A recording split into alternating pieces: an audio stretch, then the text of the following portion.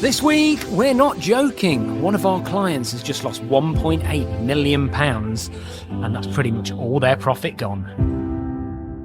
Welcome to the Profit Cash Growth Podcast. This is the podcast for 6- and 7-figure business owners who are looking to grow a financially successful business. My co-host, Claire Hancock, is a finance director, chartered accountant, and entrepreneur. And every week, I'll be exploring guidance and frameworks designed to help you increase your profits, improve your cash flow, and grow your business. So we've just been on a little trip, haven't we, Claire, to London, and one of our favourite places we went was the Bank of England Museum. Oh, I loved it. It's so good. Yeah. It's free as well, isn't it? Yeah, it's really good, actually. Well, you didn't say that at the time. What did you say? This is the Bank of England in central London. This is the best they could do. Like, there was the video they were showing about the history of it. It's like from the 90s. I swear it was like a VHS. Yeah, it was an actual video. Yeah. And you think, hang on a minute.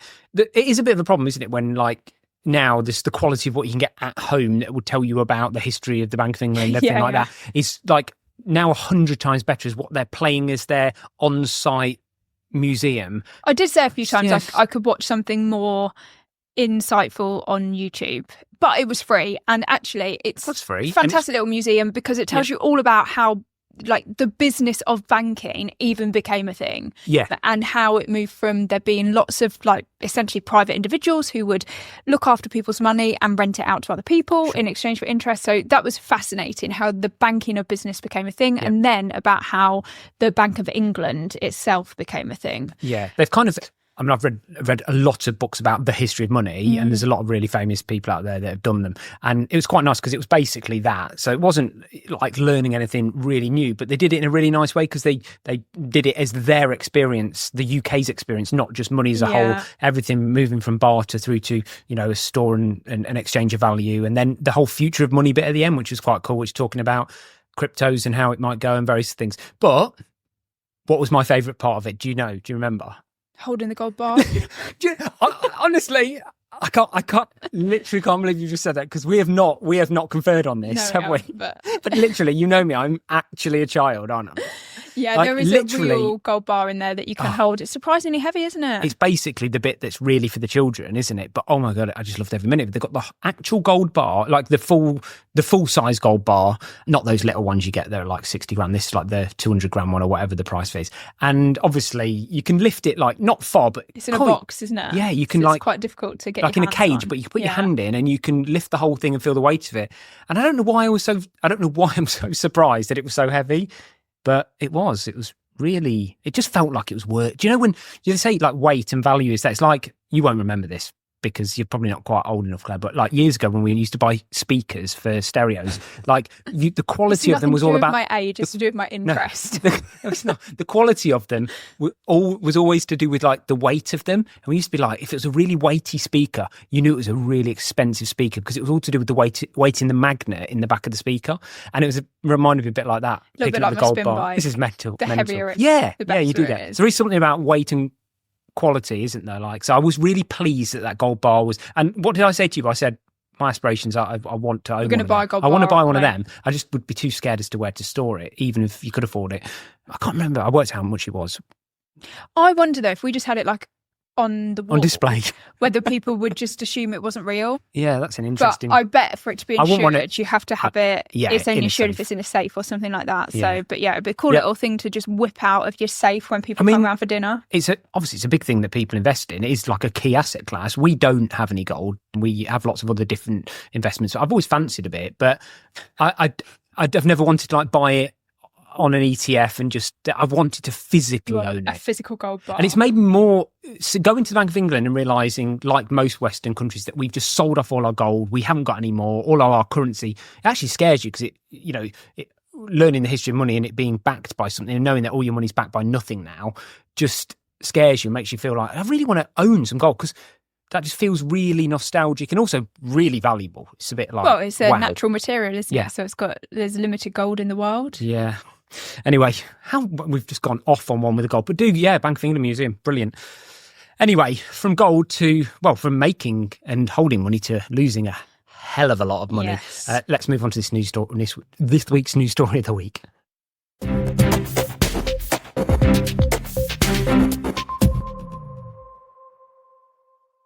So this sort of connects with the deep dive this week, but the news story of the week is obviously just the plethora now of stories that are coming out. I say stories, but documentation of business after business that are hurting on the back of the Rachel Reeves, I'm going to start calling the ill-fated, disastrous budget, but I'm not going to put Mini in front of it because I think they deserve that as much as Quasi did.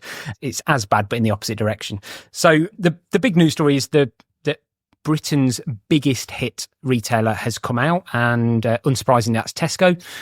Biggest private employer in the UK. So the NHS is the biggest employer, but second biggest employer. We're not going to have this conversation again about how their NI's gone up, but it's just a bit of a joke because obviously we pay for it anyway. So so for businesses, Tesco's is the biggest hit, and particularly for supermarkets, this is really hard hitting because I think a lot of people will see the headlines and they'll say, oh, well, they make billions of profit anyway. But their profit margins are so incredibly slim. They're literally like 1-2% profit margin. I think Tesco's like 2% or something. It's crazy. You're in the realms of when you've got these tiny profit margins, you literally, like, there is no room for manoeuvre. There's no room for a mistake. There's no room for a downturn in the market. There's no room for anything because otherwise you're loss making. It's so tight. So the numbers seem big, but actually the percentages are so tiny. And again, you'll see this when we talk about the example business we're going to talk about in the deep dive. But so Tesco said it's going to cost them £1 billion over the course of the Parliament. Do you know what? Talking about how media spin things, I love this. The cost to Tesco was £1 billion, but then they put £3 billion over the course of the Parliament. So they mean over 4 years. So that's what Rachel Reeves did her budget over, wasn't it? 5 years. True, so why not? If it works for her, indeed. I'll pay my tax bill over 5 years. Thank you. Spread it out. So £250 million a year to them. Just to give you some numbers here, Tesco's profits in the last year were 2.9 billion. So that represents 11.6% of their profit if they do nothing about it. So they're going to lose 11.6% of their profit, which actually is not as much as the example we're going to give next in the deep dive. But also Asda, Morrison, Sainsbury's, all combined, also 1.3 billion. So similar to Tesco, combined over the Parliament. And just loads and loads and loads of other business coming out with their what do we do and talking about the routes that they're going to take now. Interestingly, it's not quite, at the point of recording this, it's not quite public information yet, but by the time this podcast goes live, Sainsbury's would have had to have released their forecast to the market, and therefore we will know how they're going to react to these cost of employment changes. Will they put prices up? Will they take the hit themselves? That's the type of information these public companies have to sort of announce, is what their plans are, what they expect their profits to be. So at that point, we'll know exactly potentially how many jobs Sainsbury's are going to cut, how much they're going to outsource to other countries, and how much their prices are going to go up. Well, the reality is that reading every story I've heard so far, I mean, it's worse than I could have ever imagined, because I couldn't have even thought of all of the creative ideas that have come out so far to ensure 100% of their profit remains the same. There isn't a business out there, not a sizable business, the true ones that are going to get hit with this, that frankly will not have the strategy of our profit will be the same or more next year. Simple as that. Yeah. So therefore, will it hurt the UK economy? Absolutely.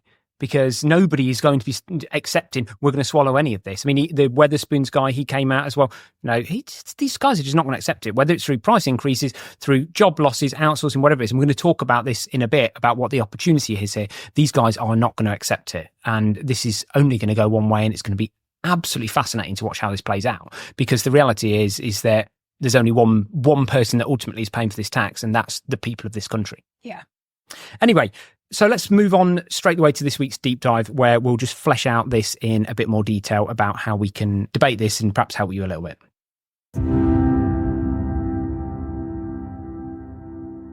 So you just lost £1.8 million. How do you turn this crisis into an opportunity? What does that mean? Well, we're talking about one of your clients, aren't we? Yeah. This is one of your probably larger, mid to larger size clients. Basically, to give you some numbers, they turn over about £25 million and they have a EBITDA profit of about 1.8 million, don't they? Now, the challenge that these guys have got is they're in the kind of hospitality sector, and therefore their biggest expense is labour. It's people. They're a service provider at the end of the day. So by far it's labour. So what dawned on me, my business isn't handling numbers this large, but if their profit is 1.8 million, they've said that effectively, the hit for them is basically their profit. You know, they're going to be hit. I think we've added up the numbers and it's 1.75 million or something. It might leave them with £500,000 profit from 1.8 million if they did absolutely nothing now, but accepted both the minimum wage increases, because a lot of their staff are at that level, and the NI increases. And this business in particular has got a double whammy, because they've got the increase from 13.8 to 15% on the NI, that most of their employees are on national minimum wage essentially, or fairly similar, and most of their employees are part-time workers, and therefore currently they're not paying any national insurance for those workers at all, and now they're going to be dragged in because most of them will earn over £5,000 a year. And it's quite a capital expensive business as well, so they've got quite a lot of debt to service throughout this. So a lot of their profit it's important to have that profit to be able to service their loans and various other things. So basically, I mean, don't get me wrong, they've been a bit cooler than I would have been, but my arse would have literally gone literally like that. Basically, my profit, the clock is ticking, and in 4 months' time, if you do nothing, you have no profit, and you have you have your debts to service and everything else. So I don't think people, there will be people out there listening that are in as bad a position, but this is probably as bad as it gets. And I think let's just go through here. As entrepreneurs and business people, we're always looking for the opportunity in everything that we do, and we've read a lot of ideas from different business owners about what they're doing, and we thought it'd be good just to share what business owners are telling us they're exploring now, to make sure, as we said at the beginning about Tesco, that their profit absolutely doesn't move. So shall we go through them? I think we've got about 6 things we're going to whiz through as ideas and things, and it's not just for this business, because so we've got other types of businesses, so this will cover different areas and different industries as well, won't it? So I guess number one is understanding numbers, isn't it? You're going to talk just quickly about some key numbers that help inform you first. Yeah, so obviously the first really critical number that you've got to understand is your turnover or gross margin. And I say or because generally if you're a service-based business, then my suggestion is that you track turnover to labour ratio. But if you're in a business where you're making anything, so perhaps in like food production, if you've got like a bakery, manufacturing plant, something like that, if you're selling products, so maybe distribution, or you're a retail shop, then generally I'd suggest that you're tracking gross profit to labour ratio. So if you're a service-based business, track sales to labour ratio. If you're a product-based business, track gross margin or gross profit to labour. Okay. So that's how much of your sales is spent on labour and how much of your gross margin is spent on labour. And that will be kind of acceptable at different levels depending on different industries, won't it? 100%, yeah. It's obviously higher in the worlds of leisure and hospitality, and it's lower in manufacturing and various other things. So, but you need to understand what those sweet spots are for your industry, really. Absolutely. And the reason why you want to see that is because that's when you'll see that immediate decline. So you gave that number, I think it was like 11% of Tesco's profit is going or something like that on this increase in costs. And what you need to try and do is keep your business at the same point somehow. Yeah. You've got to bring it back to the same numbers. You've got to bring it back. If you're only just happy with the profit you're making now, you don't ever want your profit to go backwards. So you need to try and keep that ratio the same. I mean, just to go slightly off on a tangent here, but bring it back to a really important point, which is the core point about every podcast that we do about running your business from your numbers is, can you imagine being given this information now and the best numbers you have are your year-end accounts? Yes. Which lots of businesses still have. It's just too late to make a decision. Especially with this sort of cliff edge approach when there's such a significant change coming up. And the other change that's happening also in April at the same time as this will be the impact of business rates as well. So and of course we're in quite a volatile market still in terms of energy prices and things like that. Interest rates on loans. So all sorts of things are happening, and you simply cannot wait to get your accounts, because if your year ends in December or worse still even March, you're going to be several months before you even get your accounts. You need to be acting today, because ideally what you want is all of your changes to have bedded in by the time April hits, so that in April you don't have a profit dip. And we'll come back to this as one of the points at the very end, but there will be businesses out there that they'll be dead before they even realise what the numbers are they need to change in this, because they're just not on their numbers. They're just too slow. So, great. The other number? So then the second number that will really help you understand where there's opportunity would be your asset utilisation. Yeah. So whatever your assets are in your business, obviously if your assets are your people, then we're tracking that, your labour to turnover ratio and things like that. But if you're in logistics or manufacturing, it's something different, isn't it? Yeah, well, it's whatever your asset is. So sometimes if you're so like this hospitality client, for example, where they've got like restaurant locations, we would suggest that each asset is a restaurant location. So we would say, okay, how much of that asset is being utilised? So if there's 365 days in the year, 24 hours a day, what's the maximum utilisation and how much are we utilising it? Okay, great. And so we'd look at that. So it might be an entire location if you're a multi-location site, or it could be that you break your business down into individual units. So I've got a transport business that I work with and we track the utilisation of every single truck. Yeah. But I've got another client that's got like a location that's split into multi-sites that they then rent out to individual customers. So it's like, what is the utilisation of each individual site? So you can just find whatever is right for your business. Great. So you've got your key numbers, which helps inform the next few points that we're going to go through. So the first point, let's dive into this, because this is the first thing that a lot of companies are saying, which is basically about outsourcing. Now, a lot of it weirdly starts with outsource. I guess they outsource overseas because no point outsourcing in the UK because those companies are going to have the same cost base increase. So they're like, okay, we're just going to take the work out of the country to a place that the labour's cheaper. Yeah, well, I guess you could outsource to the UK because, I mean, whether it's ethical or not, and I'd highly recommend that businesses don't do this, but there's still a large number of people in the UK that will work cash in hand and say, I'll do it on a self-employed basis and things like that. Yeah, London taxi drivers, I've learned that recently. There are certain rules with HMRC around whether somebody is classed as an employee or not, and unfortunately it is not adequate to just say you're self-employed. It's actually on the substance of the work and the contract that you've got with them rather than a physical written contract. So don't be tempted to just go and sub-work out to cash in hand people and think that you're sort of devoid of any tax implications there.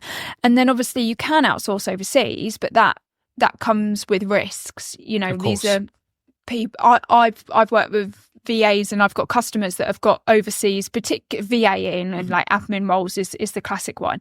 And I've got a lot of clients that have these type of roles in their businesses, and I find that these people work incredibly hard generally, and you can get great value for money, but they're never really part of your team. They're never really a problem solver. They're never really thinking about how to make something better. They just do. I think this works. It depends on the size of your business, because where this works really well is in very large businesses. So I see this very effective in, lots of big corporates. I mean, people like British Airways, they have entire departments and department heads that now sit in India or the Philippines. And therefore, that is a team in its own right. And if that team was in their head office, it wouldn't function any better with the other departments anyway. It has to function as a department in its own right. So that works quite well if you can move the entire team and the management and the leadership of it to somewhere different. And I think the thing with this is like the types of businesses that are going to be hit by this employment cost increase is going to be things like hospitality and people with high headcount, where they're generally going to have people on the ground, like retail, hospitality. So there's not the option to outsource. Then you could think, okay, I'll outsource my finance function or I'll outsource my marketing department. But those things are so small that are they going to move the dial anyway, and is it worth a headache? So there might be a couple of niche industries, like thinking maybe, I don't know, if you've got like a call centre, if you're that type of business, then potentially you could look at outsourcing, but then you're probably going to have a language barrier and things like that. So, actually is outsourcing appropriate? Probably not. What we're going to see is opportunities for much bigger businesses to completely set up in other countries. Yeah. And that's going to be what happens. But is it appropriate for smaller businesses? We don't know. Maybe not, but it really does make you think when it comes to expanding your business. Do you expand into a different geographical location rather than expanding in the UK? I fear that what we will see from this as well is that people, I agree. I hear everything you're saying. None of it's ideal. It's a risk. It's not as good is all of those questions. Yeah. But as we've seen, desperation will drive the response to this. And I fear that on top of everything else that we've got going on in this country, what we'll end up with is basically poorer customer service across the board. Yeah, probably. And that's a sad place to be, isn't it? But anyway, let's move on to the next one, because again, a lot of these will link together. So I just want to link them together because you just picked up on a point around labour and hospitality. So this one's, I'm wrapping this one up as a real opportunity for a productivity push. And I'm hearing a lot of people, a lot of businesses talk about this, that this is really now necessity means that we've got to be more productive. We know that in the UK, we've been one of the least productive countries in the last 20 years in the entire world. Our productivity rates are appalling. And often, it's things like this kind of push that force people down a route. So there's a number of things, this is to talk about the really obvious ones is the whole AI thing. We won't go into masses of detail here, but obviously, however you can use AI, to become more productive, to cut staff and various other things is handy. But then the other side to that that's more interesting is in places like manufacturing, which is machinery and robotic technology, which, let me just give you a quick stat that is interesting. The UK is not even in the top 20 countries that use robots for manufacturing. It's a huge opportunity, somebody said. Now, obviously my background when I was in the corporate world was in a industrial automation company. Yeah. So I know a little bit about this. And part of the issue is that a lot of our manufacturing plants are still very old, and to change them is so costly. And I feel like we've missed such a massive opportunity in this country when interest rates were low. To get ahead of this. To get ahead. Yeah, and we were a little bit late to the curve, because it was only really in the past 10, 15 years that robotics started becoming mainstream, even to the point where we had, I think it was probably only about 5 years ago, one of the biggest industrial automation distributors in the UK, sells a well-known brand, does literally hundreds of millions a year. And I think it was only 5 years ago that they got their first specialist robotics employee. So that's quite striking, really. And they were going out advising, people like Walkers and Warburtons and Tesla and all big people like that about robotics that could work in their plant. So 100% it's an issue for the UK. Now, bringing it back to small businesses and what it means for them is, generally, when you look at the accounts of any size business, you will find a direct correlation between their assets and their employment costs. Right. So businesses that have high assets, so high capital outlay, will generally have lower wage costs, and businesses that have low capital outlay have high wage costs. So there's a direct correlation between the people that have actually pushed forward with those things and invested in equipment and technology and infrastructure and systems and all of that type of thing. When you've got that high upfront cost, then you always end up with lower wage costs in the long run. So to be again, bringing this back to opportunity, we're all here cursing Rachel Reeves for doing this to us, but has she just done us a favour? Has she forcing us into a corner that means that we've got nowhere to go but be productive, and that's not happened yet? I mean, again, looking at the glass half full, that's the opportunity that now sits for people and businesses, which is to get, through necessity, the UK moving into a more productive environment. So it's interesting. I was reading about there was a business owner who works in this space with machinery, manufacturing, whatever, and he said since the budget announcement came out, his inquiries are up 400%. I mean, look, there was a restaurant in Milton Keynes, ironically, just down the road from us, and it's a robot restaurant, and we're next to the ski slope, and there's a robot that, customer service assistant robot, and whatever it is, sort of mooches around. It looks like a robot, but it's got a face on it, and it goes up to people and it talks to you and asks you if you need help, and you can ask it questions and things like that. And there was a restaurant that had robots, and you were entirely served by the robots. So they come and take your order and then deliver your food to the table. So again, it's the opportunity. You say hospitality and leisure doesn't have an opportunity, but you've just explained what the potential opportunity is there. That again, those minimum wage level things, which are just servers and various other things. We probably wouldn't have imagined 20 years ago going into Tesco and not having someone check out our shopping, that we would do it ourselves, would we? And is it just that industry has not innovated in the way that Tesco have? So the reality is that it's going to be the bulk in the middle that are not differentiating that get squeezed the most. You've got the really high end where, they can put their prices up and charge what they want to cover costs, because... Or they can afford the capital expenditure. Yeah, or they can afford the capital expenditure. So people will continue to pay for that high end experience.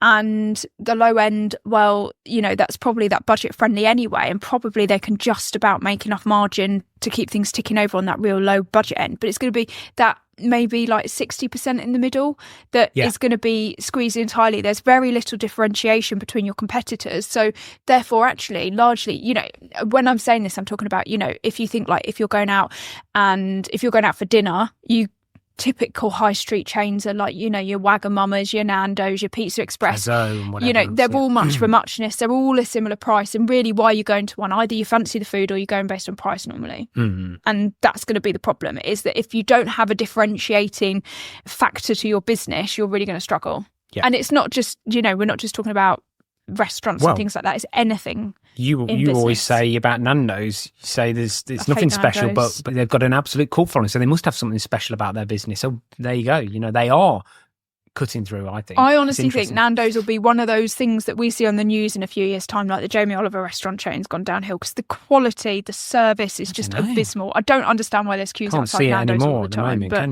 that's for another day. So the next point is obviously about pricing. So it's just opportunity to review your pricing, isn't it? Yeah. So what are the steps that people can take here? Well, firstly, I would recommend doing this now. You've got to test the water early. I haven't yet had a letter from a supplier telling me that they're putting their prices up, but I expect it to happen. So therefore, the first 5 suppliers I'll probably accept because I expect it to happen. Yeah. Once it goes over 5, I'm going to start thinking, oh, bloody, I'm going to have to argue with these and try and negotiate a bit better and things like that. So you want to try and be one of those first. And at the moment, it's so topical that if you write to people and say, we've got no choice but to do this because of what happened in the budget, people are just going to accept it. But this is in the news. This is important here because you raise a really important point, which is, we're talking about the hit on this business or our business of NI of minimum wage, but we haven't even talked about every one of our supplier base that are going to put this extra 3% onto their prices. That is also going to be our next challenge. So being proactive, we need to expect that to happen. And where does it end? Because it keeps pushing up the chain. Somebody's paying for it at some point. Well, it gets consumer in the consumer's pocket. You know, it's fine if you're B2B because you think, I'll just keep pushing that down the chain. Yeah. But when your customer is a consumer, the consumer pushes that nowhere but isn't to their the own pocket. Customer always the consumer at some point at the end of the chain? Customer always pays. Ultimately, the customer will always pay. The general public, the working people will always pay. Yeah. So it's just got to push up the chain. Is that what you would do if you've got a raft of suppliers? You've got to be thinking about your price increase to mitigate your cost, but you've got to mitigate your supplier's cost as well that you inevitably be passed on. Yes. So when you're doing this scenario planning, I think you've got to probably assume like somewhere between a 10 to 15% cost increase across the board, which therefore means you need to put an appropriate amount on your prices. But it's very tempting to just say, oh, well, our employment costs have gone up 10%, so we'll put £10 on every 100. No, you need to work out what your margins are and you need to maintain the same percentages. Depending on who your customers are as well. I mean, I've been out the bigger business world for a while, and I've already talked about British Airways, but it's just a really good example because they're a bit of a Tesco's. They're such a big beast. Eventually, throughout the supply chain, you're just going to hit a British Airways, and British Airways' answer to every price increase is just no. Yeah, it's go away. We don't accept it. And they will have contracts in place that they will absolutely legally battle that they will not accept it. And then they will tender it and then they'll go out. And that's difficult.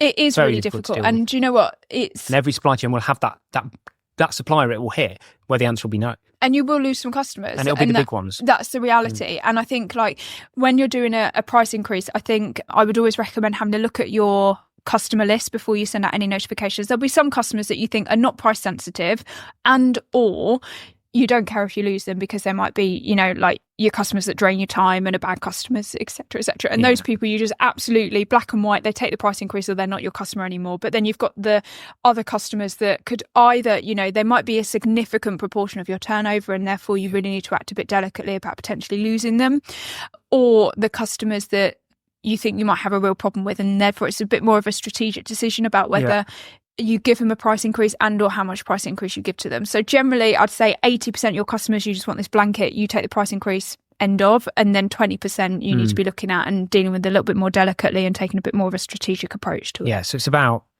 being ahead of the game and understanding who you're prepared to lose and who you're not prepared to lose, and just having that clear in your mind, I guess. But you've got to do your price increase now because you will have most of our everyone suppliers else will leave it to the last minute. Yeah, everyone will leave it to the last minute.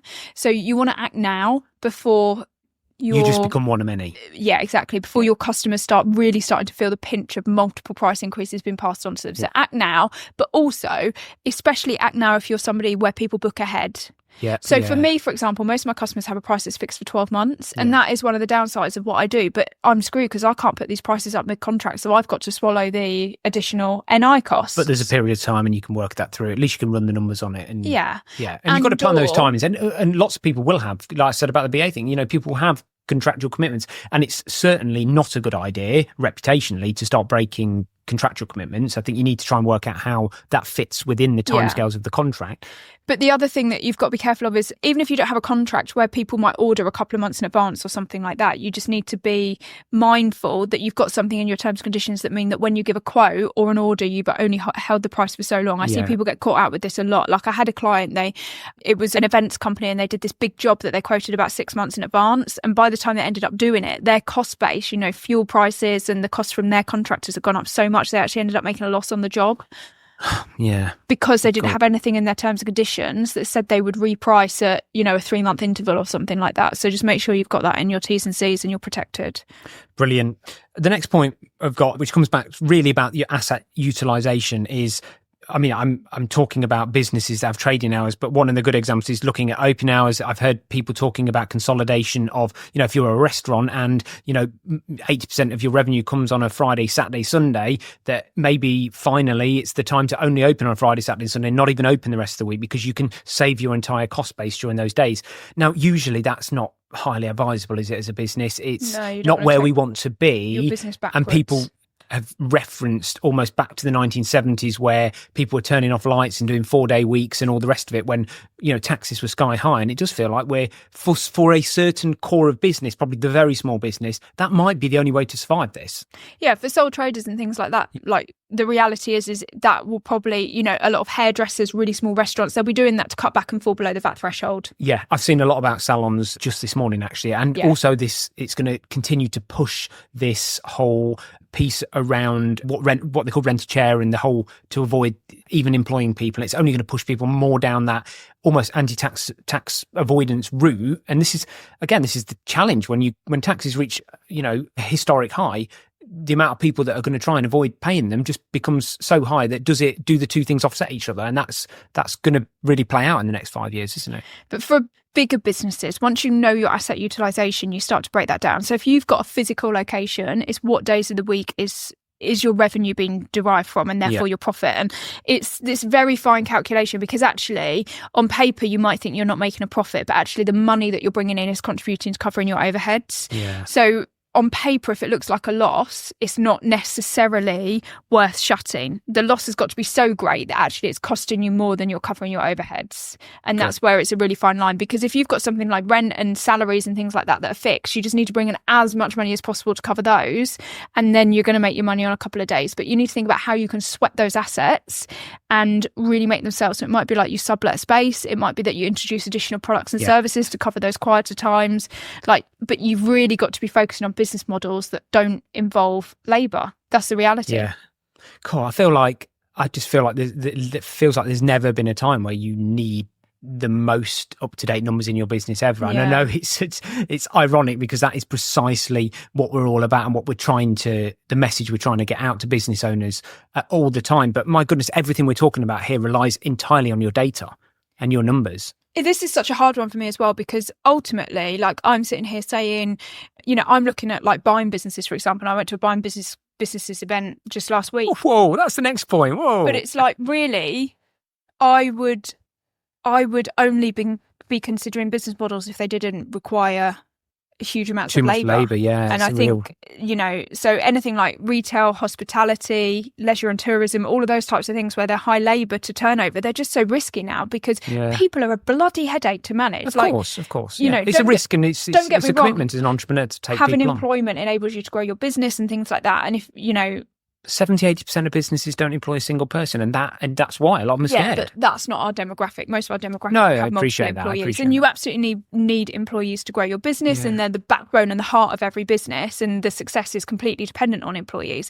However, it's a lot of hard work to manage employees. You just lose loads and loads of time managing them, and now they're just costing an absolute fortune as well. So it's just, if somebody isn't delivering, I think you really have got to be able to manage your staff effectively and get results out of your team. You can't afford to have any dead weight. So if you're not a good manager, or you don't quite have the management skills, and you're thinking, are my team really delivering? You've got to make sure you put the KPIs in place to make sure that your team are delivering and you're getting rid of dead wood. And a lot of that actually stems from the culture and the skill set of the manager. I think upskilling yourself in management and getting the most out of your team is really critical for this. Well, you've just touched on the final point that we had here, which is the biggest opportunity I think that comes out of all of this, because we've talked about the people, we've talked about how hard this is, and we've talked about the people that won't be able to do this and will just want to stick the white flag up and just want out. And that is the opportunity to buy businesses quickly, distressed, cheaply, merge and acquire them into your own empires and actually, grow through this. Potentially, yes.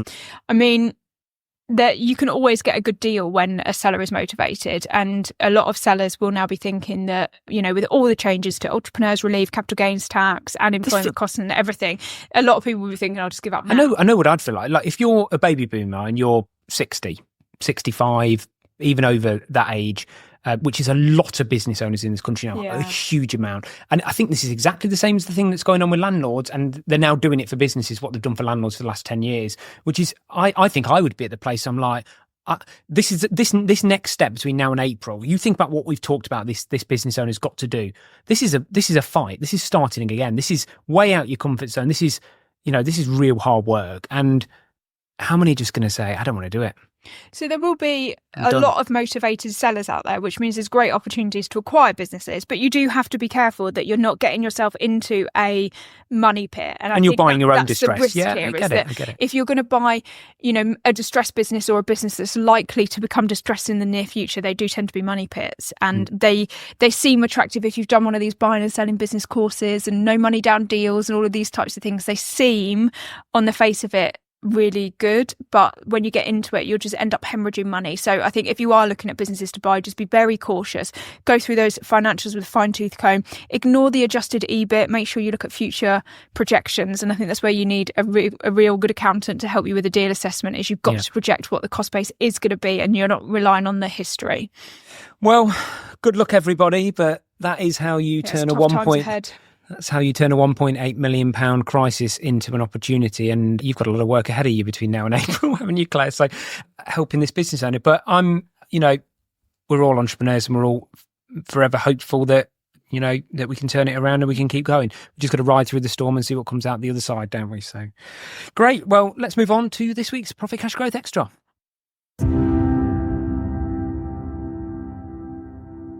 So on this week's Profit Cash Growth Extra, I'm going to use a little tip for you that I'm quite enjoying. I use WhatsApp for everything. My business is quite heavy on WhatsApp. I know you're into Teams and the messenger there, and everybody has very different messages they have. But for me, this one's just worked as a nice to-do list. I've been looking for a digital to-do list for years, and I've tried different apps, and I just don't get on board with them.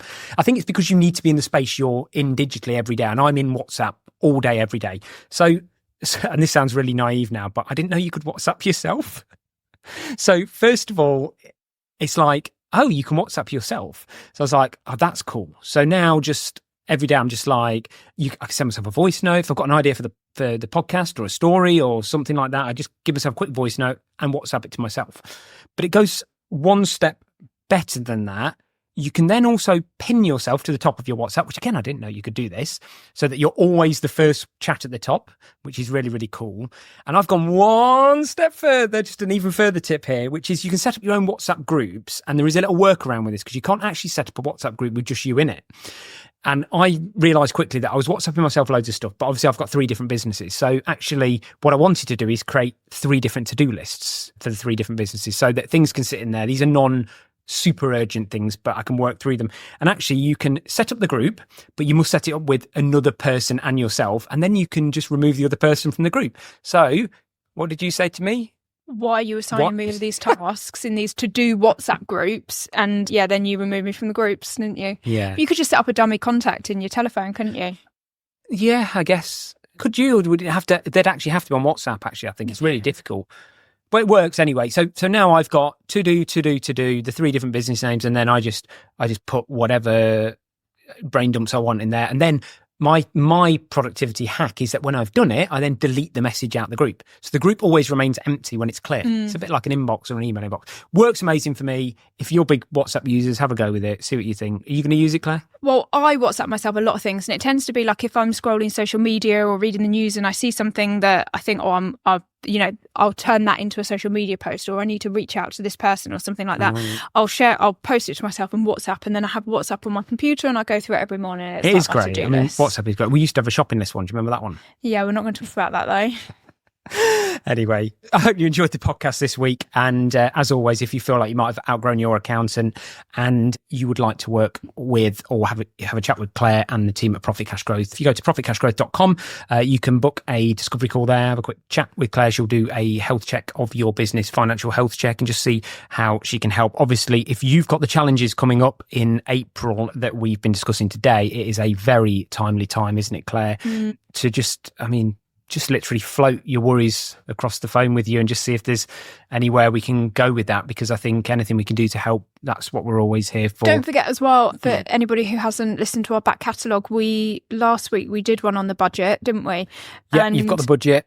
We did a free spreadsheet, employment cost calculator, where you can calculate the impact of the national minimum wage increase and the 2 changes to the employee NI changes as well.